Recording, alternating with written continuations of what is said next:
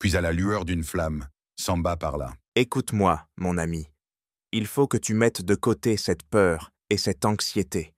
Elles n'ont pas leur place ici, pas dans cette situation. Dis-moi, qu'est-ce que cela changerait, sinon nous affaiblir davantage? Restons calmes, restons courageux. C'est ainsi que Dieu viendra à notre secours. Aujourd'hui, j'ai vu quelque chose. En explorant comme d'habitude, je suis arrivé à un endroit où la grotte semblait s'arrêter. Mais en observant bien, j'ai aperçu une fine lumière traversant la roche. En regardant à travers, j'ai distingué un prolongement de la grotte, une autre partie, et cette partie donne l'impression de s'ouvrir vers le monde extérieur. Demain, nous devrons essayer d'élargir ce passage. Il faudra creuser. Sois prêt, ce ne sera pas facile.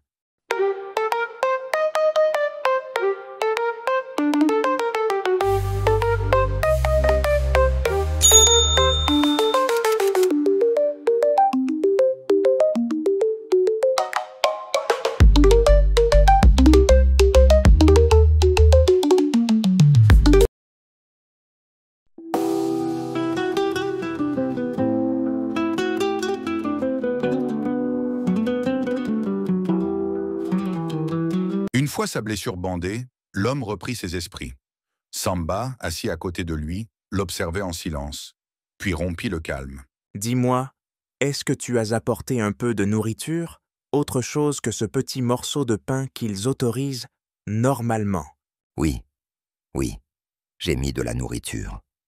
Plus que tout le reste. Quand le garde a ouvert la caisse pour vérifier, il m'a regardé. Il a compris. Et il a fermé sans rien dire. Il m'a laissé faire. Il a eu pitié. Alors tu t'es préparé à ne pas mourir trop vite, c'est bien. Mais dis-moi, pourquoi une fois ici, tu t'agites comme si tu voulais mourir tout de suite? Tu hurlais, tu te blessais toi-même. L'obscurité, elle m'a dévoré. C'est comme si des ombres tournaient autour de moi. Des fantômes. J'ai paniqué. Calme-toi, il n'y a pas de fantômes ici, juste des âmes qui sont parties, et nous qui sommes encore vivants. Viens, on va éloigner ta caisse des corps, le plus loin possible. Ils traînèrent la caisse jusqu'à un recoin plus éloigné de la fosse centrale. Là, ils l'ouvrirent. Des galettes, des fruits secs, quelques flacons d'eau, de quoi survivre plusieurs jours encore.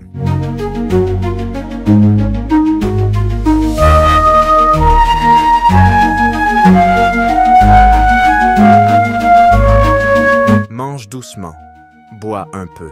Ici, le temps ne se mesure plus en jours, mais en courage. Les jours s'étaient étirés dans l'ombre de la grotte, au rythme des pas lents et des silences chargés. Peu à peu, sans même qu'ils ne s'en aperçoivent, le visage de Samba s'était transformé. Une moustache, fine mais bien visible, avait poussé au-dessus de ses lèvres. Elle était comme une trace silencieuse du temps écoulé, du courage muet et de la solitude creusée dans la pierre. 10 jours avaient passé. Chaque matin, Samba s'enfonçait plus profondément dans les entrailles de la grotte, laissant son compagnon seul près du lieu des descentes. Il explorait sans relâche, bravant les parois glissantes, les pentes abruptes et l'air vicié. La grotte, à mesure qu'il avançait, lui paraissait aussi vaste qu'une chaîne de montagnes. Insondable, vivante. Dans sa longue exploration, Samba atteignit un point où la progression semblait impossible. La grotte, jusque-là vaste et sinueuse, se refermait soudainement comme un cul-de-sac. Mais en scrutant attentivement les parois, son regard fut attiré par un mince filet de lumière filtrant à travers un recoin du mur rocheux. Intrigué, il s'approcha et découvrit une étroite fissure. De l'autre côté, il aperçut une prolongation de la grotte, un espace plus vaste, baigné d'une clarté étrange, presque naturelle. Cette lumière laissait entrevoir une possible ouverture vers le monde extérieur. Une lumière, ici, ce passage continue, mais je ne peux pas y accéder. Est-ce une sortie ou une autre épreuve? Mes jambes tremblent, mon corps me supplie de m'arrêter. Revenir demain, oui, revenir demain avec un esprit plus clair. Comme chaque matin, Samba était parti s'aventurer dans les profondeurs de la grotte. Mais à son retour, une scène inattendue l'attendait. Son compagnon se tenait debout, figé, près du corps sans vie d'une femme allongée sur le sol.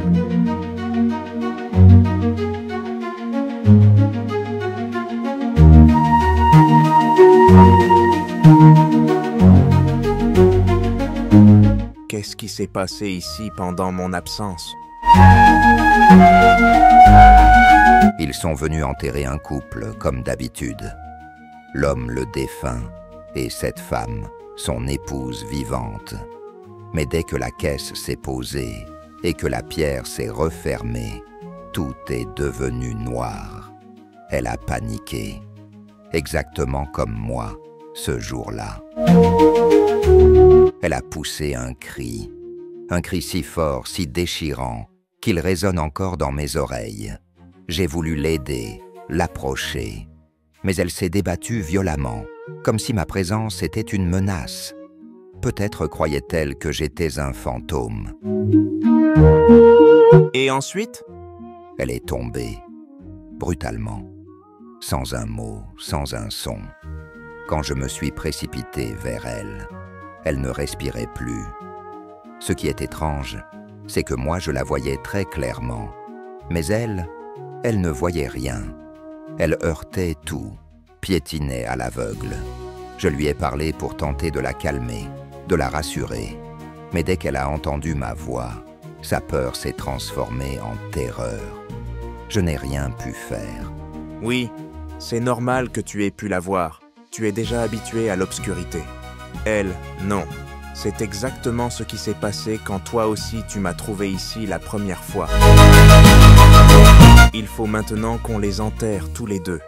Non seulement par respect pour leur dignité, mais surtout pour éviter l'odeur de la décomposition.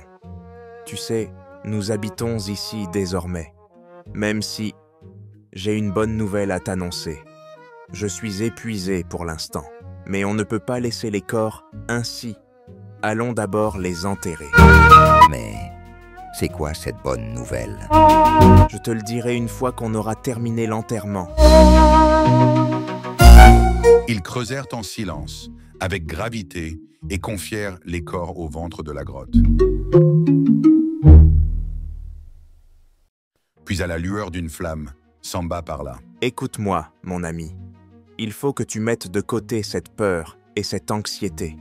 Elles n'ont pas leur place ici, pas dans cette situation.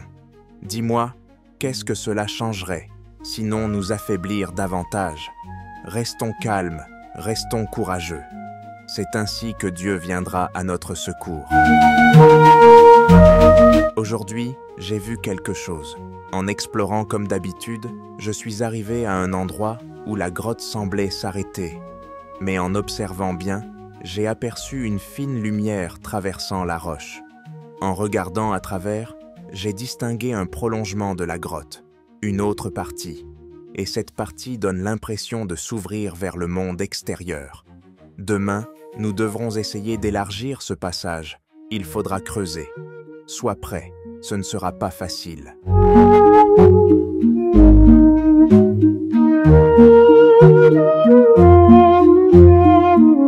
Au fait, as-tu vérifié le contenu de la caisse des biens du couple? Oui, elle est pleine de vivres, de quoi survivre encore plusieurs jours. Visiblement, les gens se préparent bien avant d'être enterrés, et les gardes chargés de vérifier les caisses semblent compréhensifs. Quand on tombe sur ceux qui ont encore un cœur humain, oui, mais j'espère vraiment qu'on trouvera cette ouverture demain.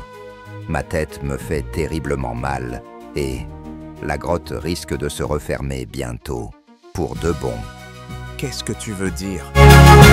Tu ne le sais peut-être pas, mais ici, les enterrements se font dans 2 grottes, en alternance, tous les 10 ans. Et cette année marque la fin du cycle de cette grotte. Elle sera scellée pour 10 années à venir. Je n'avais pas cette information. Mais dis-moi, je n'ai jamais vu ici l'enterrement d'enfants ou d'adultes non mariés, c'est-à-dire ceux qui ne sont pas en couple. Oh Samba, tu ne savais pas? Il existe un cimetière normal pour ces gens-là. Ce sont uniquement les couples qu'on enterre dans ces grottes. Les célibataires sont inhumés seuls, dans les cimetières ordinaires. Je comprends maintenant pourquoi les enterrements sont si rares ici. Exactement, c'est pour cela. Après une journée éprouvante pour tous les deux, ils s'allongèrent sur leur tissu de fortune, le corps lourd et l'esprit épuisé. Peu à peu, le silence de la grotte les enveloppa et ils s'endormirent profondément en attendant le lendemain. Une journée qui s'annonçait, elle aussi, rude et éprouvante.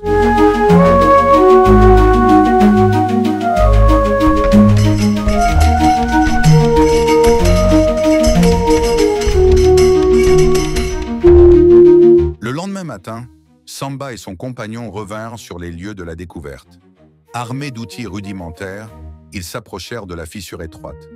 Leur objectif était clair, élargir l'ouverture dans la roche, franchir ce passage étroit et peut-être trouver enfin une issue vers le monde extérieur.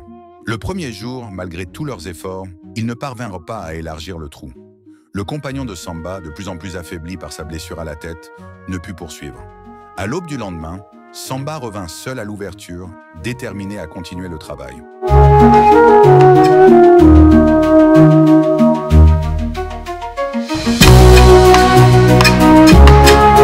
Après des jours d'efforts, de solitude et de persévérance dans l'obscurité, Samba parvint enfin à élargir l'ouverture. La lumière s'engouffra dans la grotte, douce et éclatante, caressant son visage fatigué. Devant lui s'ouvrait un nouvel espace, vaste, lumineux, presque irréel. Il resta un instant immobile, ému. Ce n'était pas seulement une brèche dans la roche, c'était un passage vers l'espoir. Seigneur, est-ce là le chemin que tu voulais me montrer? Si c'est le cas, je suis prêt.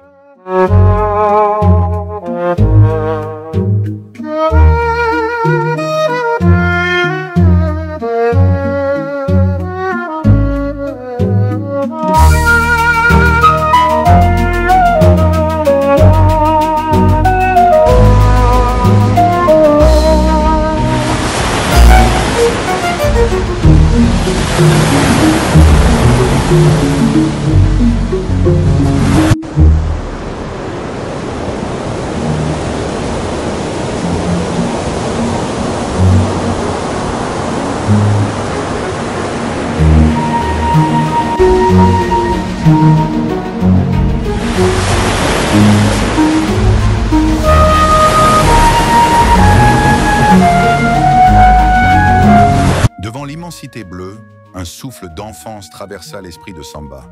Plus qu'un horizon, c'était une mer vivante, fraîche, accueillante.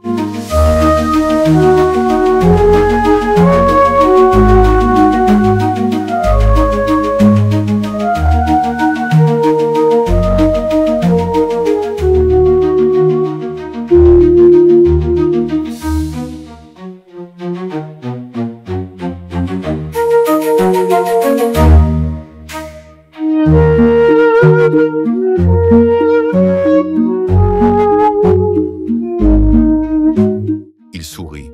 Cela faisait si longtemps qu'il ne s'était pas lavé. Sans un mot, et s'avança vers l'eau. Ce bain n'était pas seulement pour le corps, c'était pour laver la fatigue, le silence, la peur, et renaître, un instant, face au monde.